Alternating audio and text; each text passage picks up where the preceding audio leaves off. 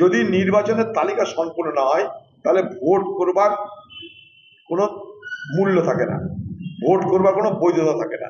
লক্ষ লক্ষ মানুষ যদি, লক্ষ লক্ষ ভোটার যদি, একদিকে নির্বাচন কমিশন আর দিকে রাজ্য, এই দুয়ের সংঘাতে যদি তাদের ভোট দেওয়ার অধিকার হাতছাড়া হয়ে যায়, তাহলে সেখানে ভোট হওয়াটাই বৈধ নয় বলে মনে করি।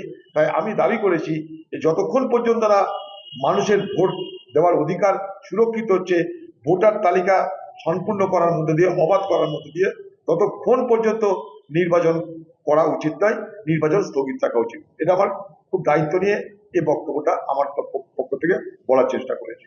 এখন বাংলার মুখ্যমন্ত্রী তিনি ধর্ণা দিচ্ছেন, তার ধর্ণা মানে সেটা ভোট। এতদিন করেনি, এখন ধর্ণা মানে ভোটের মার্কেট চলে এসছে, এবার ধর্ণা দিয়ে বাজারটা গরম করতে হবে। এর আগে এনআরসি, নন এনআরসি, এখন এসআইআর আর নো এসআইআর, এই স্লোগান তৈরি হবে। বাংলার মুখ্যমন্ত্রী চালাকিটা দেখুন, বাংলার মুখ্যমন্ত্রী দ্বিচারিতাটা বাংলার মানুষ দেখুন একবার। যাদের আজকে ভোটার লিস্টের নাম ওঠেনি, আমি তাদেরকে বলবো বাংলার মুখ্যমন্ত্রীর দ্বিচারিতা সম্পর্কে একটু দেখুন আপনারা। এ কি বলেছিল বাংলার মুখ্যমন্ত্রী, যতক্ষণ পর্যন্ত না আমার নাম না উঠবে ততক্ষণ আমি লড়াই করব, এবং ভোটার লিস্টে সকলের শেষে আমার নাম তুলব। বলেছে কিনা বলুন?